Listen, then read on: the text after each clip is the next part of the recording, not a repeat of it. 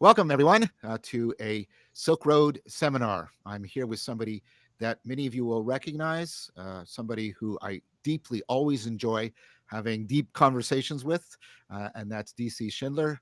As many of you know, David has had a profound influence on me, many of his books, and I've even taught a course for the Peterson Academy called The Primacy of Beauty that has just been released, and I explicitly defer to David in that course. His idea about the primacy of beauty, the centrality of goodness, and the ultimacy of truth. Today, what we're going to do is, after I give David a chance to sort of introduce himself a little bit, we're going to talk about something that I'm finding very interesting as I sort of try to properly prepare myself for the Silk Road, which is trying to see where other people are trying to get these deep traditions. There's a poverty of adjective here. Spiritual isn't quite right. Religious isn't quite right. Philosophical isn't quite right. So I'll just use them interchangeably, and I hope nobody gets fussy about that. And so today, what I particularly want to talk about is work that seems to be making or having the Neoplatonic tradition that runs through all the Abrahamic religions, and the Vedantic tradition, which is a core tradition that has deep influences both on Tantra and on Buddhism. And in particular, although we won't stick to just this, there's a book by David Bentley Hart, who's from the Eastern Orthodox tradition. He's a theologian, a philosopher, called The Experience of God, Being, Consciousness, and Bliss. Now, the interesting thing about this, and David Bentley Hart makes no attempts to conceal this or anything. There's no duplicity. He's taking those categories primarily from the Vedantic tradition, and he uses a lot of language that is talking about this as an experiential phenomena, not just a conceptual or theological set of doctrines or beliefs. But of course, he also is enmeshing this, as we would rightly expect him to, with sort of a Neoplatonic framework that deeply informs Christian Eastern Orthodoxy. So I thought of somebody who, you know, swims in these deep waters fairly regularly and fairly reliably.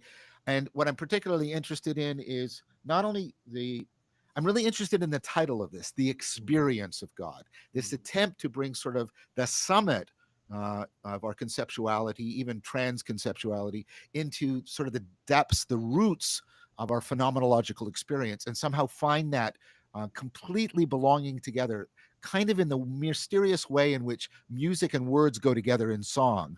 And they just seem to belong together. And it's kind of like, but why? But why? And so I want to explore that with somebody who I love exploring things with. And I'm going to now stop introducing him and allow him to introduce himself. David, welcome. It's always a pleasure to talk to you. It's really great to see you again, John. It's been a bit, and I always look forward to our conversations. I've been looking forward to this one. You asked me to introduce myself. Should I Yes, say a few please. things about? Yeah, yes, So, please. I'm a Catholic. I teach at the John Paul II Institute for Studies of Marriage and Family. My that's a um, marriage and family is not the single object of study here, but it's sort of a lens through which we look at basically everything. My area is in particular in metaphysics and philosophical anthropology. Um, I've studied some theology proper, but was always more interested in philosophy, and that's I entered into philosophy basically falling in love, I suppose, with two philosophers in particular that are not often paired, and that is Plato on the one hand and Nietzsche on the other. Um, and Eventually, I, through thinking through some of their fundamental ideas, came to appreciate the significance of um, Christianity and the distinctiveness of Christianity as in my experience, able to synthesize, bring together the things that I love in philosophy in a really, especially compelling way that we might have a chance to talk about here. But so that's my intellectual background. I tend to work on themes. I like to engage with not just abstract ideas, but cultural problems and Hmm. things that really face the contemporary culture, but try to think them through in terms of their philosophical foundations, ontological foundations, and draw on the classical tradition, and really principally the Neoplatonic tradition, as you mentioned, John. That's kind of a basic source for all that I think about, really. Excellent. And I would recommend one of David's most recent books. David, I don't know if it's your most recent, but Love and the Postmodern Predicament, that does exactly what you talk about. You have this really beautiful wedding Mm, of, quite, you know, quite articulated, well articulated philosophical argumentation and reflection with something that is deeply, relevant in the guts of people's lives, which is love, and yeah, also the kind of current cultural crisis yeah, that we seem to be in, what you call the postmodern predicament. yeah. And so I strongly recommend that book, Thank you. everyone. So David, let's start. Um, First of all, I'm just intrigued by the overall orientation of this book. Hmm. Um, because it's interesting because he's clearly and explicitly getting these two traditions. He's tapping into both these traditions, almost like a stereoscopic vision. Yeah. He's going through the Eastern Orthodox tradition, but he's clearly also relying on the Vedantic tradition, the Upanishads and other such texts, and he's coming to something in which he wants to articulate, kind of like what you just put your finger on, which is Hmm. he wants not to talk about the concept of God or even what you might directly get into, like with metaphysics, the reality of God or Hmm. debates like that. He wants to get into Right. this more interesting and powerful notion, which is the experience of God. And then he draws three categories or maybe dimensions. As soon as we start talking about God, the language becomes difficult. I Of know. course. Yeah, but the standard translations of them are being, consciousness, and bliss. So God represents some kind of ultimate reality. Both the Neoplatonic and Vedantic traditions have this argument about realness as a comparator, and we can talk about that Yeah. in a minute. Um, but the idea is somehow when we experience ultimate reality, we experience being, not any particular being, and well, we'll talk about what that might mean. Yeah. And that one, Yeah. I suspect that many people, even though that's a little bit abstruse, and that's sort of okay, God, reality, being, that sort of. But then when we move to consciousness, I can see a lot of people, myself Hmm. included, what Hmm. this ultimate Hmm. reality is conscious or is described as a consciousness? Is this some kind of panpsychism? What's going on there? Yeah. And then the last one is even more challenging: bliss. How could ultimate reality be what we normally understand as sort of a psychological affective state of living beings? Um, and so there's a challenge in this right away. Yeah. And then there's an additional challenge, which of course is behind this, as you noted, is the Neoplatonic tradition. And there's what you talk about.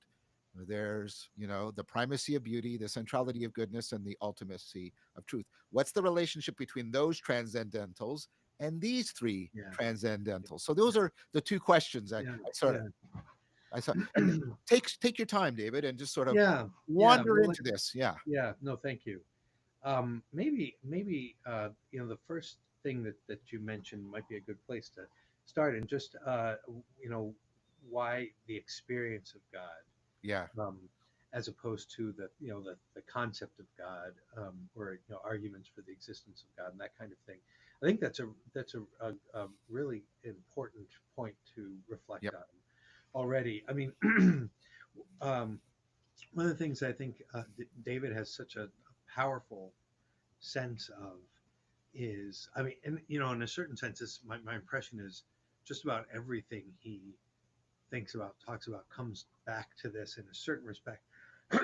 Excuse me, is the nature of infinity, Yes. the infinity, and supra temporality of God. He's got such a powerful sense of that, and that that in itself uh, explains why it's inadequate to think of a concept or an argument. When we think about a concept, typically, we think we a concept is something that the etymology is something we have a grip on. Hmm. You comprehend something, you're able to define it. And to define something means to um, uh, delineate its boundaries, setting it off against everything that it is not. And the moment you start thinking in those terms, you see you're not really thinking. You're no longer thinking of the infinite, properly speaking. It's a kind of a reduction of infinity. Um, the insofar as we approach the question of God as something that we can conceive, we are faced with this dilemma of finitizing God. This is a theme that's really powerful in the Neoplatonic tradition. Yeah. Um, that a form is by definition finite, and anything that's graspable by the mind is therefore finite. So that which answers to the mind's acts and completes the mind's acts is something that's finite, which is why in the Neoplatonic tradition, you there's a need to go to discover a principle that transcends the finite, that makes the concepts possible, that makes truth possible. And this is the famous idea of the good beyond being. Mm-hmm. It seems to me that that's a theme that David has such a powerful sense of. And if you think about this now, what does it mean to have access to this if it's not the access of a thought? Well, it means that rather than our comprehending it as an object inside of our grasp or inside of our consciousness, inside of our minds, we are comprehended by it. It's something into which we enter, as if swimming in the ocean, something like that. And immediately, and when you approach it in that sense, you see why experience becomes such a powerful uh, uh, term or notion. It's something that you undergo as in the old uh, Neoplatonic idea that the things of God are something that we suffer rather than learn, Right. Right. pathane rather than mathane. Yeah. It's an experience that comes over us. That's we attempt then to put it into to language, to put it into terms, to give expression to it, but it surpasses all of that. I think that's a good uh, initial point of reflection, maybe to begin to unfold some of this. That's excellent. So before we pass to how something similar goes on in Vedanta, I'd Mm, like to sort of stop at that because that was yeah. an excellent framing. I think infinity, um, and I mean, one of the things the Neoplatonic tradition struggles with, to our benefit, I'm Mm-hmm. thinking of Nicholas of Cusa in particular here, Yeah. is you actually don't think about infinity the right way. Mm-hmm. Right? Right. You think of infinity as just sort of like a number sequence, and you can just keep going, Right. and that's not the correct way to think of infinity. It's that which is beyond all, as you said, bounded thought, that makes Mm-hmm. any and all possible bounded thought Mm-hmm. possible Right. for us. And so you first of all have to get off that idea that all I mean is a sort of a forever line or unending number sequence. Because Kuza says if you start trying to capture it in those pictures, you get into all kinds of contradictions and paradoxes, like the Mm-hmm. infinite circle is a straight line Yeah. and things like that. Yeah. Uh, Yeah. I mean, just Hegel has such a he talks about a bad infinity, and yeah, that's precisely you substitute this endless series of finite things that seems to compensate for and substitute for an actual infinity. I think that's a really helpful notion. yeah, that is, and I mean, and maybe a bit of a Heideggerian spin on that Hegelian spin, Mm-hmm. which is when we do the bad infinity, we're trying to line up beings, Mm-hmm. individuated, finite things, and somehow gather from them what is of a totally other category, which Right. is being itself. And so you're also getting into that problem. Yeah. So, but so excellent. I agree. This, I think, David, that's helpful. This is a great doorway in to. I've never met him, so I'll just call him Bentley Hart's position. Uh, Uh, yeah, you should have him on your program. By the way, yeah, yeah. Anyway, we could talk about that. So I'm going to do, what, so modern ears have been tutored since, Hmm. Galileo at least, right? Experience, but experience is the thing that actually cuts us off from reality, Yeah, and it limits, and it's, you eventually get Kant. Everything is bound and reduced and limited to what we can experience, and that's exactly what is taking us away from what's most real. I'm oversimplifying for the right, point right. of just conversation here. But that sort of general move, what Ricoeur calls the hermeneutics of suspicion, Yeah, right? That experience is that which blinds us, deflects us, distorts us, prevents us from getting at yeah, reality. And yeah. now we have this notion that you introduced of an experience of something that transcends thought. Right, Kant's going, what does right. that mean? Yeah, Right, that's right. right. Yeah, And then experience. yeah, Experience is the home of subjectivity, right, and right, subjectivity is exactly the opposite of what we mean by real. So you know that I don't believe what I'm right, saying, but right. No, of but I'm course. being provocative. Yeah, yeah. No, and these are really important points. I mean, with Kant, uh, so let's if you dig into the origin of some of that of this problem that you're talking about, which is a real problem and something that needs to be faced.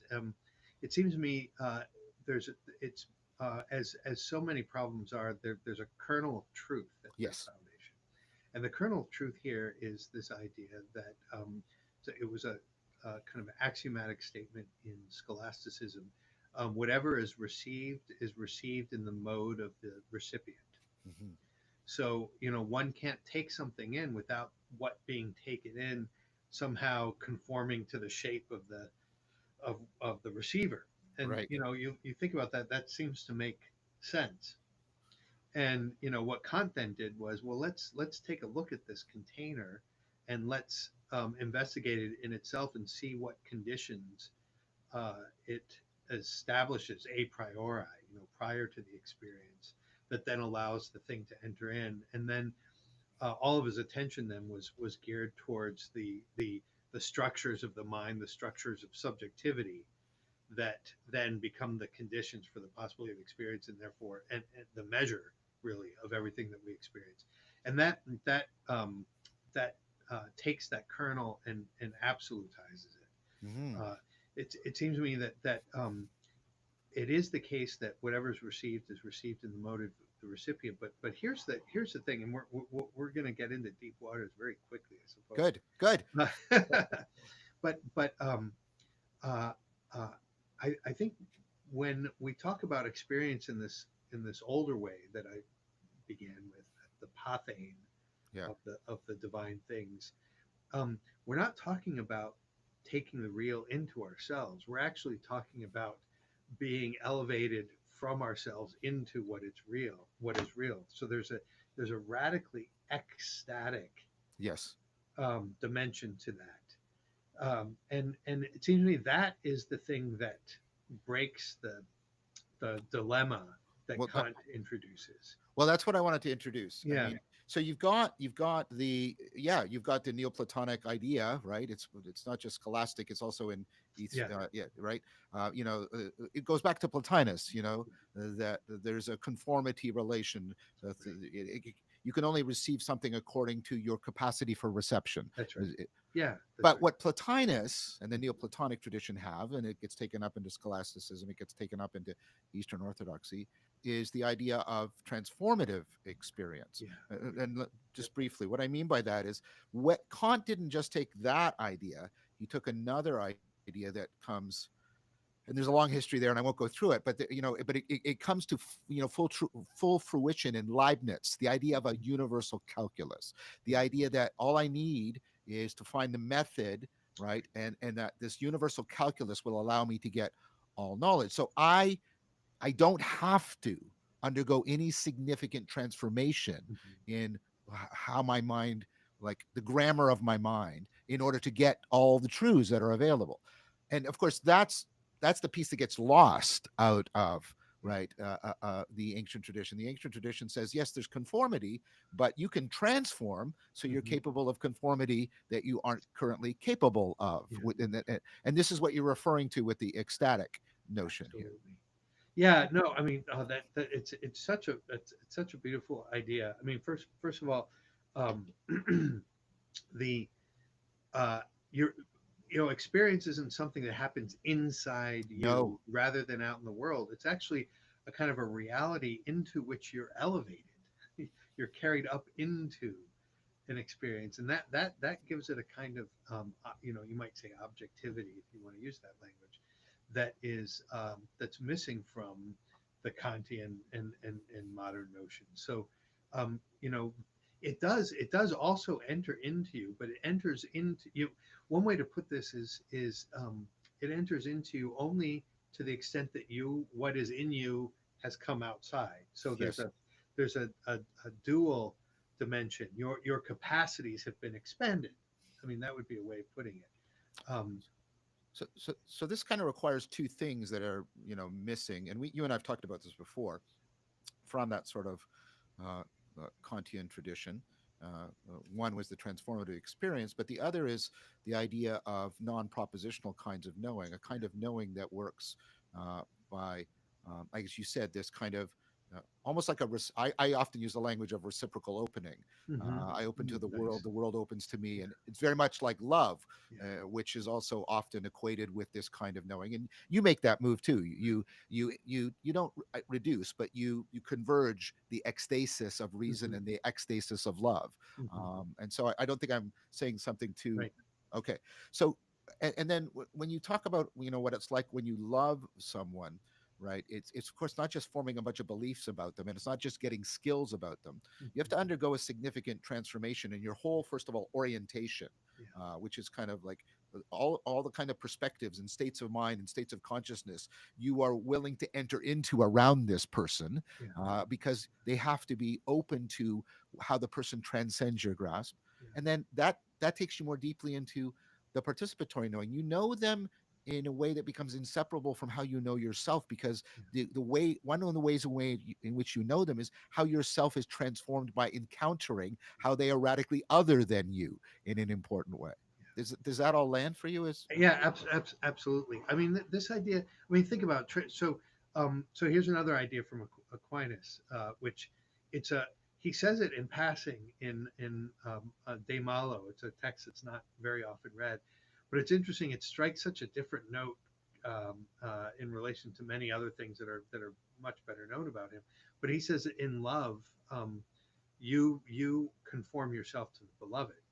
yes, So there's a sense in which that there, and that's what transformation really means, is that yes, your form is elevated up. So I mean, what's fascinating about that is how can he say that and also say that whatever is received in the mode of the recipient. I mean, here it seems to be um, the recipient is actually transformed into the mode of what is received. That yeah. and so that actually there's a kind of an ontological change that occurs that allows the proper union to take place. Yeah, yeah. I mean, this isn't quite the same thing, but it's like, um, there's a kind of I talk a lot, yeah, as you know, about relevance realization, and Yeah. relevance realization is how import how we take things in, Yeah. right, and but it's really like what I call transjective. It's really about how we're fitted to the world. Hmm. So Yeah. it's not in us, Okay. and it's not Right. in the world. It's like, and Yeah. this is where maybe we could bring in Desmond at some point. It's deeply, deeply Between. between. Yeah. It's deeply between. Yeah. Uh, what I find interesting about Desmond is he says that's a good place to look for God, is in Uh-huh. that between. We'll come back to that. Nice. Yeah. Okay, but Wait, can I say one more thing though about no, this yeah, oh, before the um oh, sure. I just want to comment on that other point that you make that I think is really fascinating, Okay, really sorry. important, Go and ahead. that is that you begin to understand yourself better. Yes, This it's interesting because you've been elevated in a way. You're able to see yourself not simply it's you're able to see yourself precisely as someone who is being looked at by another. So I mean, notice that's actually quite a complex yeah, very. spiritual act if you think about it. I'm not just thinking about the other in relation to myself, and from the perspective of myself, I am now actually able so far to transcend myself that I can now look at myself from the perspective of the other. I mean, that's a real ecstasis. It is, but and you and I've talked about this, but that's we can talk about it, and in one sense we should talk about it, and we're sort of pointing to something, you Hmm. know, elevated. But I also want to say, no, and this goes back towards the, I think, uh, David Bentley Hart's thing, which is, yeah, but that capacity of looking back at yourself through others so you can see biases that you can never get from your Yeah, egocentric perspective, it's at the very core of your metacognitive ability. It's at the very core of your ability to be a reflective rational agent. yeah, So this is not something that just happens in esoteric practices or anything like that. I want to be that's clear right. about that. Yeah, yeah. No, no. I mean, in a way, once you see, I mean, it's really good to see the paradigmatic instances, and this experience of falling in love tends to be such Yeah, an yeah, illuminating one. But you realize that actually just establishes the analogy that illuminates every single act of consciousness at all. I mean, even just picking up a can of yeah. water to drink it. There's actually I'm being informed and taken out of myself by something that is genuinely other than me. And so far, I mean, these things are everywhere analogously. Right. Oh, so many threads. Well, Yeah. let me try and go back to the Sure. one I was saying. So you get basic relevance realization, Okay. which is already between metaxu, transjective, all these different words that are trying to say the same thing, and very much emphasized by current 4E cognitive science. But then you get there's a possibility of what Hartmut Rosa calls resonance. Where you come into this, he gives the example of, you come around and you turn a corner and there's a snowfall happening, and you're just your breath is taken away and you're caught up, and it's another kind of ecstasis, Yeah. right? Yeah. And what's interesting, he says, is we actually really value those, and I think there's a cognitive reason for it, but I'm not trying to be reductive to that. Sure. Sure. We value those experiences, and he says what's really interesting though is we come to sort of this, uh, you know controllable uncontrollability, which he Hmm. says is for us kind of a touchstone of realness, Hmm. because if you can completely control it, you're under the suspicion that, oh no, no, this is just some projection of my subjectivity. Yeah. But if it's completely like beyond any kind of contact, then there's no realness, there's just ultimate horror or That's right. something like that. Yeah. And we like to be on, there's a technical term from dynamical systems, criticality, that Okay. point where you're riding right between those two. And there's a lot of formal arguments that so that when we're at that state, we're sort of doing we're at our optimal state for getting information from the world and Yeah. performing our cognitive operations. Obviously this overlaps with discussions of beauty, but what's interesting That's right. here, right, and you see this in love, you see this in reason, and you see in this, and this is what you get this turning, Hmm. um and then I think there's one other turning, and you can see I'm sort of doing a bit of Desmond Yeah. Yeah. here, but right, what's really interesting here is you can see how much we are dependent on, like, the world being beyond us but not unreachable by Yeah. us. And I'm Yeah. saying something Yeah. that's almost paradoxical. Yeah. In Yeah. order to properly consider that our experience is real. Yeah. Yeah. Well, I mean, it's I don't know if you've another thinker that fits in your in these descriptions is Michael Polanyi. I don't know. Of course, and I Yeah. do a lot in Yeah. Esther Lightcap Meek and Yeah. Contact with There you go. Reality. There And you I go. was going to Yeah. get back. I wanted to get back to that in a Yeah. minute. But his notion of what it means to have uh, a contact with reality is to have intimations of future Inexhaustibleness. manifestations, right? I mean, Yeah, which yeah. is exactly that. I mean, there's a sense in which it, or to put it in the oldest language of Heraclitus, uh, uh, expecting the unexpected. Well, yeah, and that's very powerful. And that idea of sort of, I mean, many people know that he's got it sort of future manifestations, Yeah, right? yeah, Inexhaustible, but he also says you get it retrospectively yeah, too, yeah, yeah. right? Which is illuminating. Yeah, no, but that's the thing, and that's why that marks the difference between a presence and a concept. A concept in a way you it's already defined Yep. and it's changeless in that regard. But a presence is something that is can be familiar, but precisely as a presence, if it's a presence that's familiar, um, the source of and principle of new manifestations is precisely what is familiar. And so, there's what there is no contradiction between the being accessible and being beyond, because what is accessible is the fact that this thing is beyond me, and But exactly. so on. But that's exactly right. I mean, and this is what I meant earlier when I said, realness is a comparative, Yeah, right? And nice. so, and this lines up with sort of meaning in life. People often say they want to be connected to something larger than themselves, and we think that's a metaphor initially that from drawn from size, but of course it isn't, because we were connected to something merely larger. Yeah, Where that doesn't. So it's a better way. A better way to think of it, I would suggest, is this: when you're in a dream, you're in this smaller world, and within that world, it seems real to you.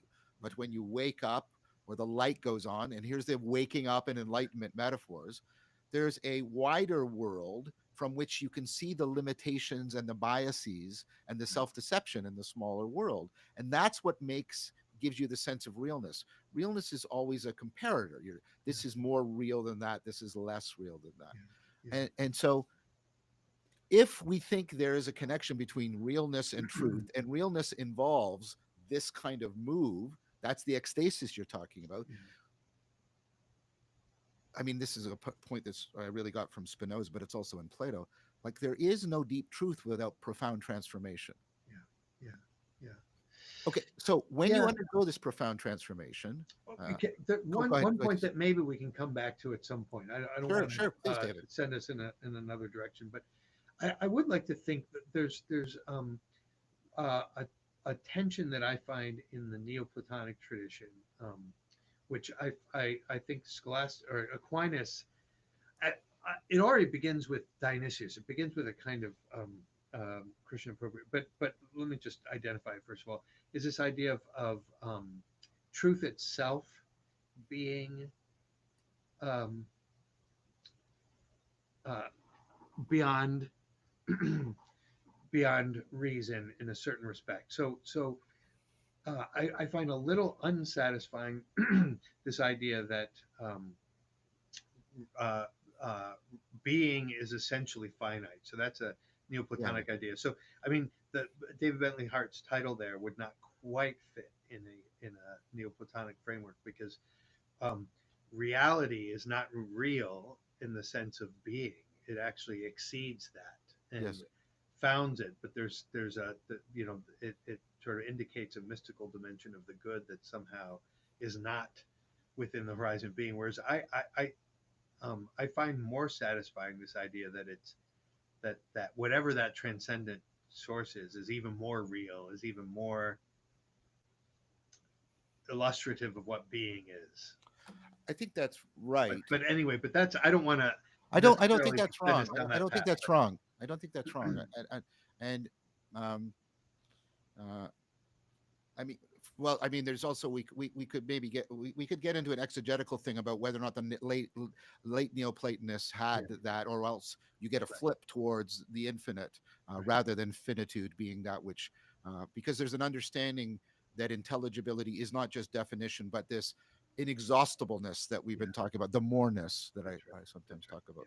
So, but I do want to pick up on that, because I think you're right. If if Bentley Hart just meant being in sort of the standard Western ontological sense, um, I think he would be open to that criticism Oh, you made. I didn't mean it of criticism. I actually meant to affirm what he is saying as a criticism of a certain line in Neoplatonism. That was Right, right, yeah, right, yeah, and that's, I think we're yeah. converging. But I think uh, so. what I mean to say is that, um, sorry, I should have been clearer. One way people could misread the titling of his book. That's what I meant to say. Yeah, Thank you for the correction. He, of course, is taking great pains to say that he's talking about something like, right, the ground or the source of yeah, being. And then, of course, when Vedanta talks about this, we often translate it as being, but the term there doesn't, that's not right. It doesn't land well with how we understand being, because it points towards, like what you're talking about here, it points towards the inexhaustible source of intelligibility, Yeah. but it is not itself something that we can render intelligible. Um, and so, Exhaustively. Right. Right. yeah, Right. Yeah. Yeah. Yeah. yeah, and so you get this. So, but let's come back. So let's say, granted, Okay. let's come back now to attention, but maybe it's a phenomenological tension, and Okay. then and we can wrestle with it, and we're wrestling with being, um, uh,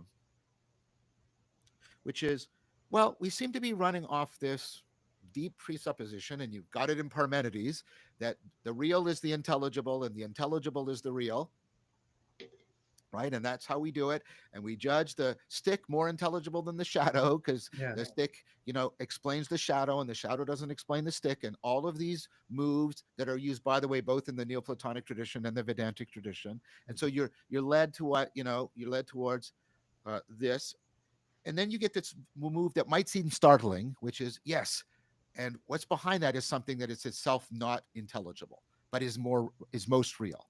Yeah. And it seems like I don't agree with this, but Yeah. Yeah. I'm giving you a Right. challenge. It Right. seems like, wait, you're using this fundamental presupposition guide, right? Of realness is intelligibility, intelligibility is realness.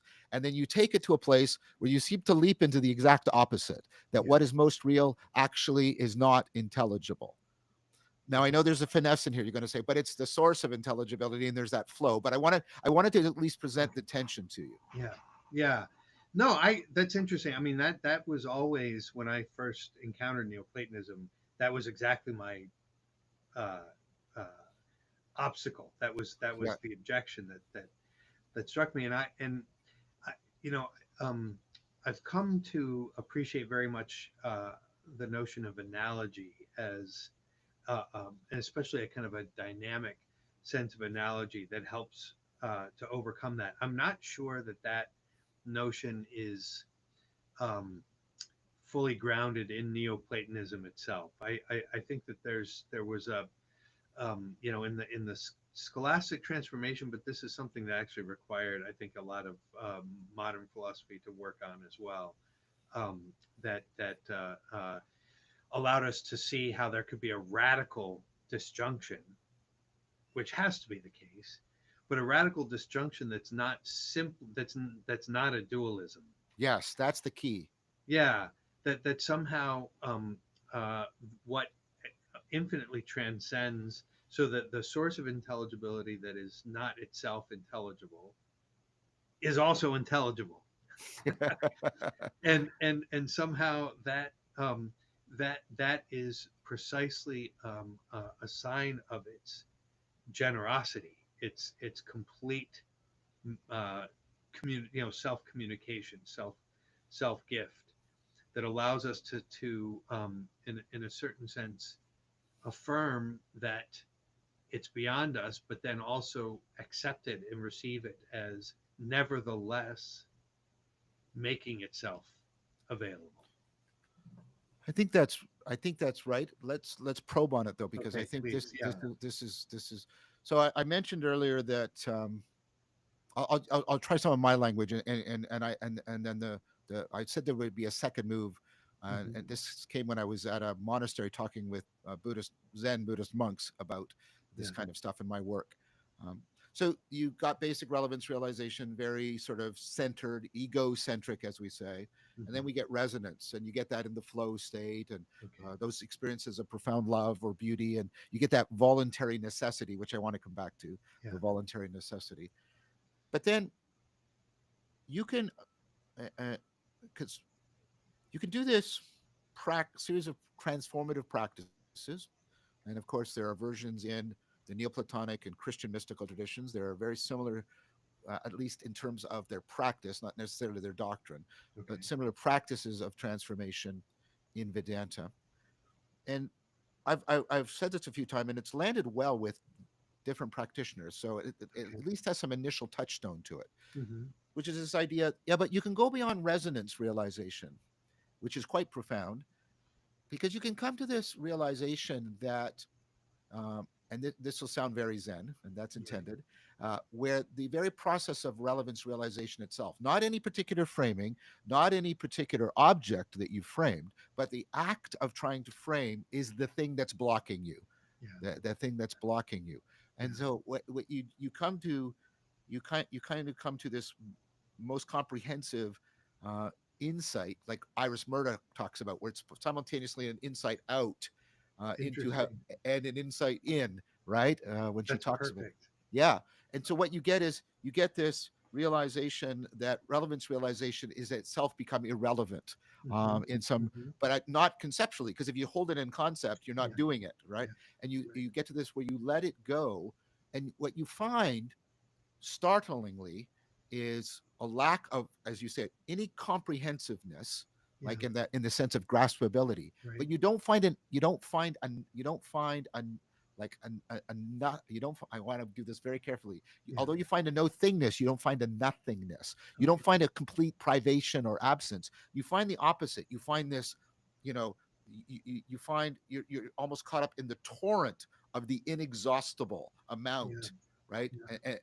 And you sort of orient on the torrent and not on any particular thing that could be seen. I'm sorry, I'm struggling here, but there's that Yeah. move.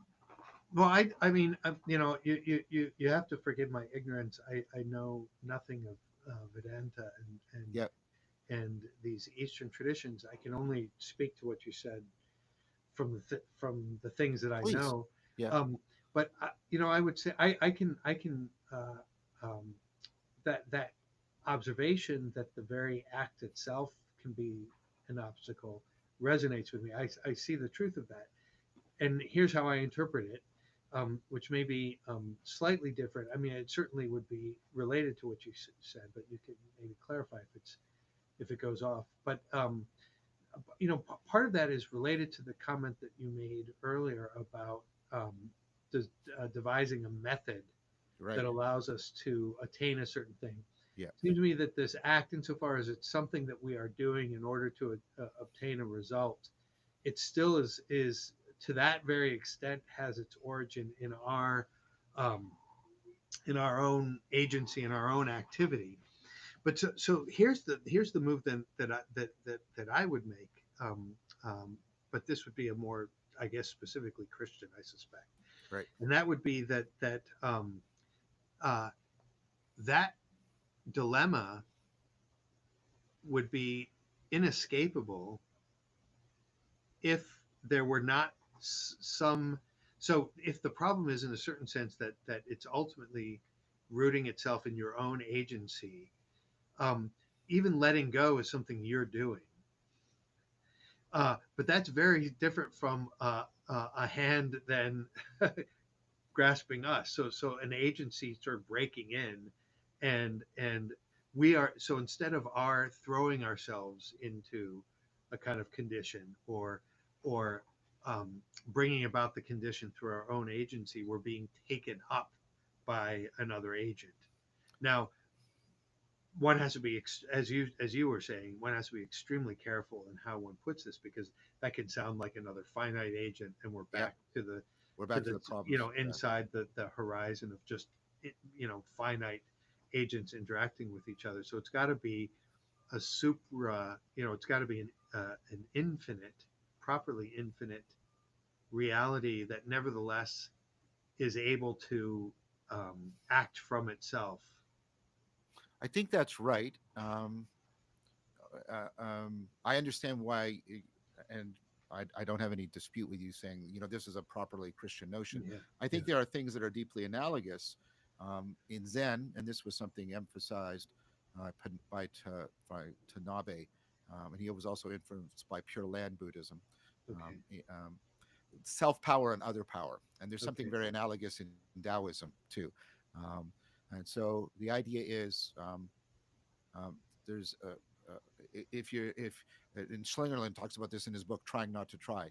okay, Like you can't manufacture other power. yeah, All you can do yeah, for the self is prepare it, and the other power has yeah, to show up of its own, or yeah. it's not other power, Other, right? yeah, Yeah. But then you get the deeper move, and this is where there's tension between Nishitani, I think, and Tanabe, which people will also be talking about on the philosophical Silk Road, is that yeah, but the other power and the self power are also not another dualism. hmm You find that the other power can reach into the self, And Yeah. as the self is taken into the other, it Yeah. doesn't feel self alienated, Hmm. because that self other language.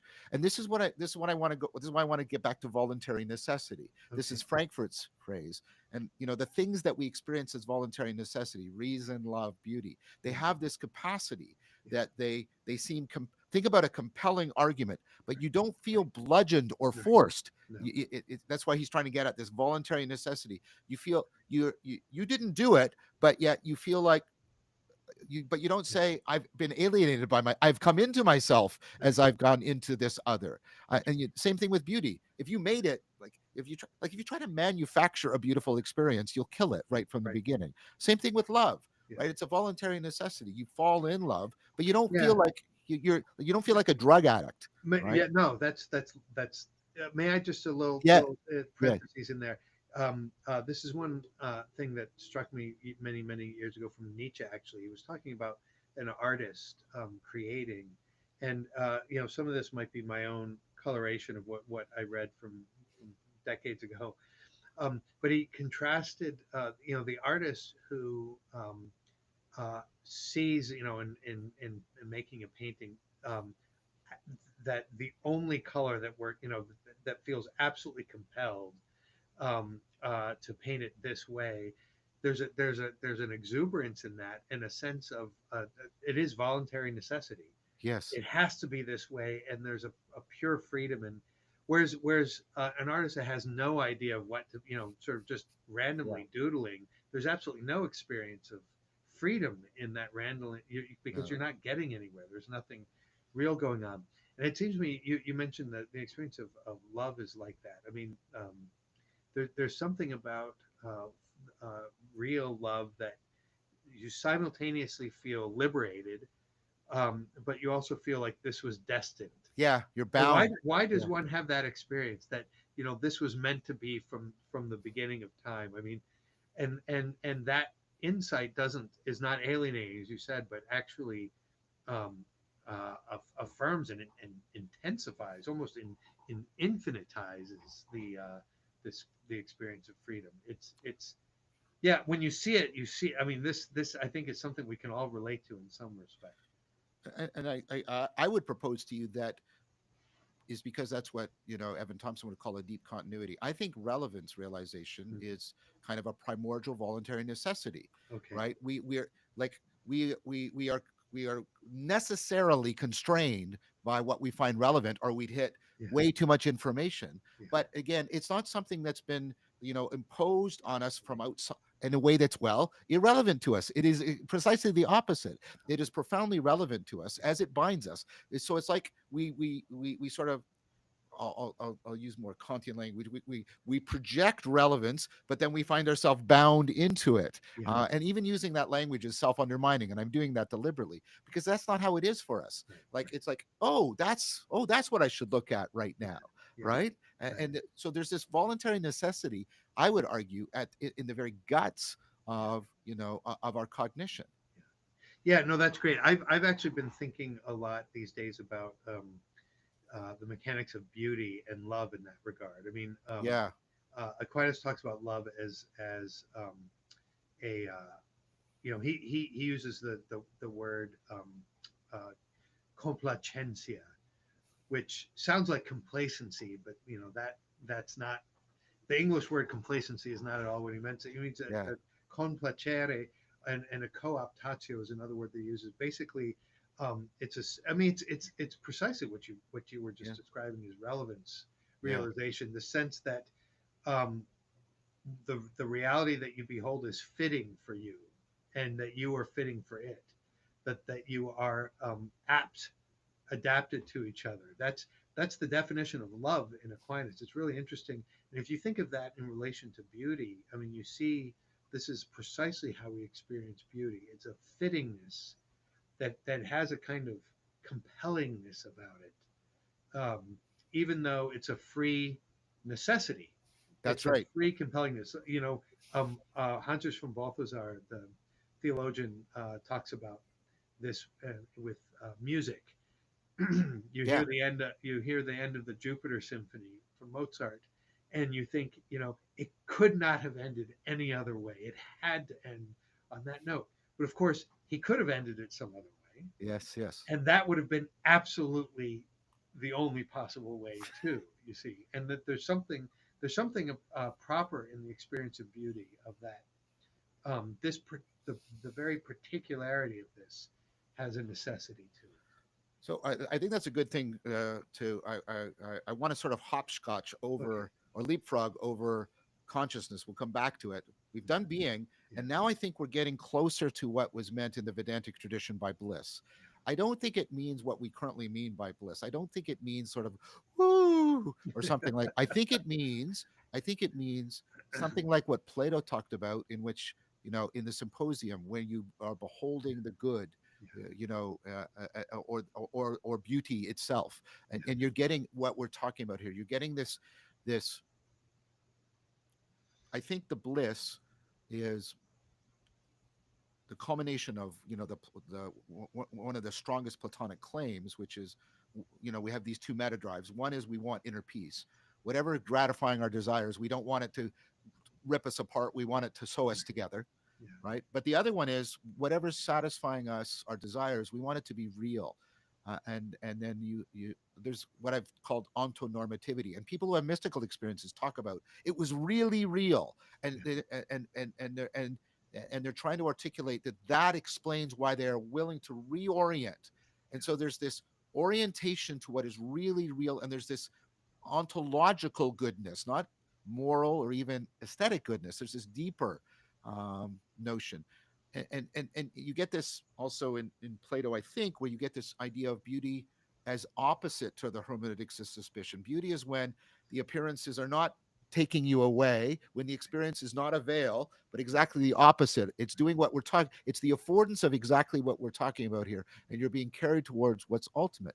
And I think this is my attempt to understand, that there's something like what Plato is talking about in that moment, and what people like when we do the psychology of these experiences, and people talk about the really real, Yeah. and then what the Vedantic tradition is trying to get at about bliss, because it seems odd to say that ultimate reality is bliss. Can I ask you? I mean, just as I Yeah, said, ignorant of the Vedantic tradition, what a bliss would that be? How would that be distinguished from something like happiness or joy or it's contentment or? there's a lot there. Okay. Um, I think the first primary move is the all the latter terms you used come from a dualistic and Okay. ultimately egocentric sense of gratification, Yeah. where bliss is trying to talk about something that's fundamentally non-dual and disclosing of realness in itself, to use some of your language. Yeah. Yeah. Okay. Yeah. I mean, it sounds to me very similar to what we were talking about, the transformation being Yeah, yeah, elevated up into with another, to a unity that doesn't destroy the integrity of each, and yeah. I mean, when I think of bliss, you recognize it as um, fulfilling. There's something completion. There's a Well, that's what I'm trying to get at. yeah, That sense of fullness of being yeah, that Plato is yeah, talking about, right, because we have this the like what I'm calling ontonormativity, and you talk about something similar to this in Plato's critique of impure reason, sort of mhm, the inherent goodness of reality, and that's bound up with its for its own sake. It's not yeah, for us ultimately. right. No, Yeah, that's right. That's right. Right, and that I see. Yeah, I mean, so it's not good in a relative sense. that's Good right. just for me. Good because it fulfills this need that I had prior to it. Yeah, I mean, I had no idea I had this need for it until it revealed, and so it's not fulfilling a pre-given need. It's giving me the very need that it's fulfilling at the same time. Something like that. That yeah. really is, an in itselfness. Right, and that fits with what we're saying, because that would be another instance, maybe even a kind of ultimate instance of voluntary necessity. Yeah, Right. that's right. uh, That's right. it's Yeah. fulfilling a need, but it gave me the need right, and I identify with this transformation, all of that. Yeah, So, Plotinus has this line that's how he describes the life of the intellect, and its yeah, perfection is always desiring and always being satisfied. Exactly, exactly. Yeah, and Gregory of Nyssa, he's a favorite of David Bentley Hart. I know Yeah, yeah. has this sense of, I mean, that's always desiring and always being satisfied is not something that it's not like a vicious circle. No, no, no. It actually is increasing. And so it's growing and intensifying. I mean that even to begin to think of that is overwhelming. Um, but that's the image of the eschaton for Gregory of Nyssa. So I think this is helpful. I'm sort of steering us along because we're running out of time, Yeah, yeah, um, and I want to move, and we'll only be able to touch on this. The one that I found problematic for quite a while was consciousness, that ultimate right. reality is consciousness, because this Yeah, could be understood. I mean, to Western ears, that sounds like either panpsychism or a form of idealism. And I have some deep philosophical problems with those. yeah. But I want to make a proposal to you, Okay. given what everything we've said, Yeah, and because as I've been thinking about it, because there's an emphasis, especially in the Vedantic tradition, but we're not talking about consciousness from the egocentric, dualistic frame of mind, subject, object, yeah. substances, and all that. We're talking about from non-duality, right? We're talking Hmm. that, and they often compare it almost to like the state that's closest to it is dreamless sleep and stuff like this. And it's like, Yeah, what are they like? This sounds so foreign to how Western ears have learned to use and hear the word consciousness. And then I thought, well, think about things that have emerged for me and many others. This isn't in any way unique to me. Within deep meditative, contemplative practices, deep transformative practices that move you into, the realization of non-duality. Again, hmm, equally self-power, other power, all that stuff we are yeah, talking about. Yeah, um, and what you get is you get this state that you're not conscious of anything. You're not conscious even of yourself. But you don't blank out. There's still a here-ness, a now-ness. yeah, There's still a togetherness. In fact, often they're given superlative terms. Here-ness is eternity, and the yeah, now-ness is pure presence, yeah, and the togetherness is absolute oneness or something like that. yeah, Um, and it occurs to me that maybe what is going on there is when we're in this deepest state and we get to sort of, I'm going to use these terms very carefully, the transcendental in the Kantian sense, ground of all yeah, knowing yeah, in this deepest state of consciousness, because we can't drop below that, because that would be to drop out of consciousness. What we get is something like pure presencing, and a yeah, pure presencing of possibilities, of intelligibility. And then that transcendental ground we find is non-dual, not logically identical, but non-dual with the transcendent ground of reality, which seems to be this inexhaustible source from which all these intelligibilities can emerge. And that's what I sort of understand when they're trying to say that this ultimate reality, God, is consciousness. Does that land for you at all, or is that It weird? does. Well, as you began, I started thinking, well, what? Because I don't know that I would. I don't know how often I use the word consciousness in that context. I mean, I Yeah, see what David means by it, but as I was listening to you begin, I was thinking the word I would probably use is something more like presence yeah, or presentation. exactly. Yeah, And then, yeah. of course, you then used that, so you stole my thunder there. But yeah, I mean, which is just to say it does land. I think that there is something about that. I the one note that I would want to add, and I'd be interested to know if this lands with you, is a sense of gratitude.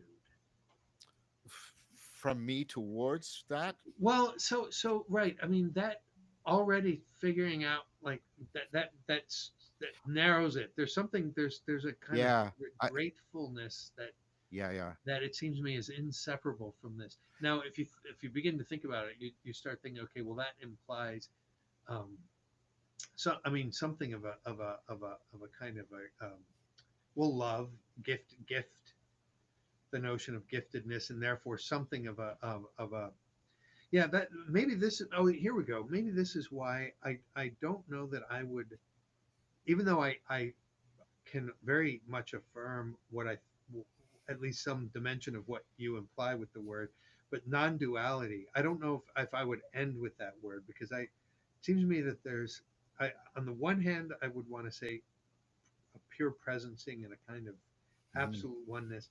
but that doesn't eliminate something of an I thou or No, yeah. so there's Non-duality is something not. of a yeah. Yeah, Go ahead. non-duality is not supposed to do that, right? Yeah, That's um, and I've had some very interesting discussions with James Fuller about huh, this kind of stuff.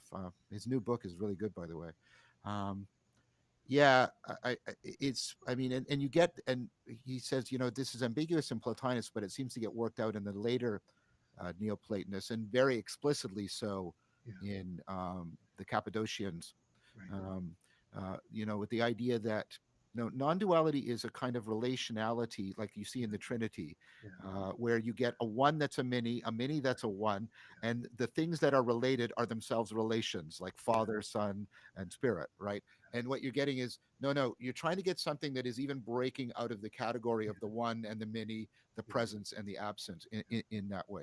So it's not supposed to yeah, be anything that ultimately undermines relationality. It's supposed to be an inexhaustible fount of yeah. relationality. Nice. Yeah, Yeah, yeah, and I guess that's why for me this note of gratuity and gratefulness is so much a part of it. well, Desmond says the same thing. He's got this notion of gratitude, Yeah, and you're picking up. You've talked about this, and you're converging with other people that talk about trying to move from the given, which we've all rejected as like yeah, no, there is no the given, to the gift. yeah, There still yeah. seems to be something, and even Heidegger bumps into that when he Right. talks about And thanking being behind thinking yeah, in a deep or way. the deepest meaning of thinking Yeah, or that the deepest thinking meaning. is a form of So, gratefulness. I mean, so he narrows what that means, yeah, but but I'm Desmond is. I mean, this is a. Do you know that Desmond is actually at the institute right now? I had lunch with him yesterday. you would do These me a guys great have been. favor if you would pass on my high regards. I'm going to be Will teaching a do. course on his work Okay. for Johannes Niederhauser's Helkian Academy Okay. on profound influence. I think you could see why there's all kinds of resonances between his work Absolutely. and mine. Yeah. Yeah. Eh, but Desmond also talks about that gratitude, and he'll sometimes also use related things like astonishment and wonder. Yeah. For me, that's Yeah. more again this ontonormativity, Yeah. like the really real, and it's Yeah. like it's like the words like gratitude, or the sense of it gifted to you, but Yeah. it's also that it's astonishing, it's wondrous. Yeah. um, these It's gifted to you, and that you perceive yourself as a gift.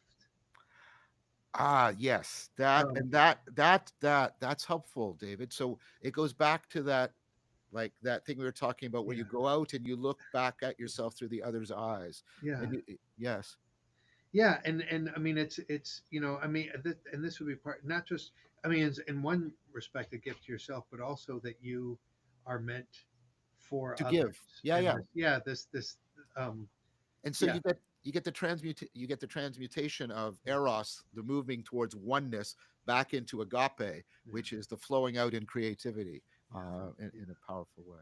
yeah, So one final question. We're sort of a little bit beyond what we said, but I just want to say, sure, like, and you know that I have high regard for you, and I'm not trying to trap or anything stupid like that. But for me, I find this book again powerfully instructive about how he has these two traditions yeah, deeply talking to each other. He's not make it doesn't make him abandon his Christianity. right, He doesn't try to be imperialistic about Vedanta and conquer it for Christianity, right, right?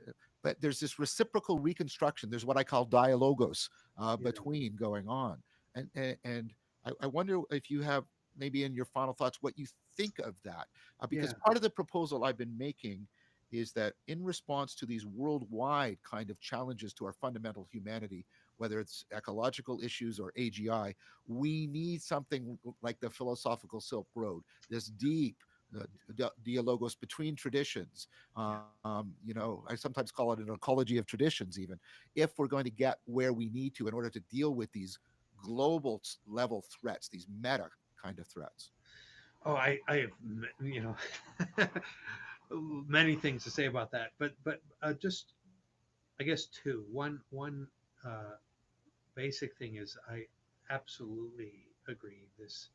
Um, there's a point I make with my students. When when we talk about things like interreligious dialogue, I think that tends to have such a banal Yeah, meaning, where we think of religions as various options and you choose one, and the whole point is just for us to share what we subjectively believe, and the sharing or something, rather than actually um, joining in something that's true. We mm, tend to um, shy away from any truth claims as somehow threatening or intolerant of of inclusion and so forth, which is very strange, because I mean, in fact, the only way it's possible to include others is on the basis of truth.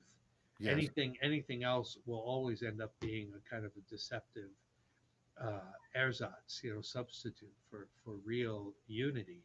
And one of the things that's so fascinating about the history of the West, before things fell apart, is that um, these the the faith traditions, the Abrahamic traditions that you mentioned, they all actually recognize the truth of Neoplatonism mm, as yeah, something that was sort of binding for us all. So there was a certain sense in which this was an inherited a tradition that we all inherited. um, Now, I don't want to downplay the significance of the transformation of that sure, inheritance as it is appropriated in the different faith traditions, but there was nevertheless a kind of a unified tradition, so you could still talk about truth. It's not just various opinions, but there was something true.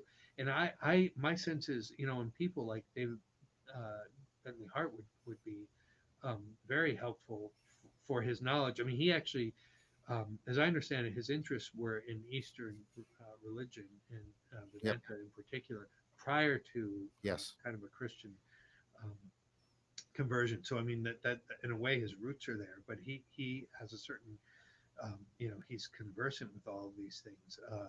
He would be an interesting person to bridge the East and the West on these. But I think there is some truth there. Now, that being said, I would like at some point with David, I'm hoping to run into him one of these days and have a conversation with him. I get the sense that some of the categories, the um, generic categories are starting to supplant the Christian ones in the way mm, he deals with things, and I don't know. That's an impression that I'm getting, and I'd like to sort of hear him speak about that, but I don't know where he stands. yeah. I mean, and he's a very strong universalist too, Yeah, and so um, which right, there are very various versions of that. of course, Yeah, his is a particularly pronounced one. yeah, right, Uh, very um, much so. Yeah, yeah, okay, so David, you and I could go on. yeah. We somehow did manage to address almost everything I want. We did being, and we did it at length, which I think is proper. And we talked also about bliss and consciousness, and then we talked about, um, well, this, like I say, what I'm hoping will result from the philosophical Silk Road is people being encouraged to enter into these uh, deep dialogos, Yeah. um, so that we can all prepare ourselves for the emergence of a lingua philosophica. Nobody should try and manufacture it. That's not gonna ring true. No. But if we do this, and Yeah. we do it deeply and in good faith and proper respect, then I think we can craft that lingua philosophica. David, I always like to give my guests the final word before Yeah. we wrap it up. Well, just I mean that I really agree with you that there is hope, and the thing is, if you one comes to these conversations just simply wanting to discover what's true, I mean, you realize that um, people from really vastly different backgrounds. I've had this experience myself so many times. You find yourself surprised to discover how much you actually confirm Yeah, together, yeah, and not for the sake of being nice, but actually because you all jointly together see that a thing said is true, and that simple point actually can bring us so much further than these empty kinds of conversations, and what's called dialogue these days that yeah. really. That's why I don't use that word anymore. It's an Yeah, empty word yeah, to my yeah, ear. it's a shame because it's such a powerful word in Yep. itself, but it's been trivialized so so much. But I admire what you're doing. I think this is a worthwhile. Well, I admire what you do, and it's had a huge influence on me. Thank you so much, my friend. Thank you, John. Yeah. Okay. So Ben is going to come back on and tell us Okay. what to do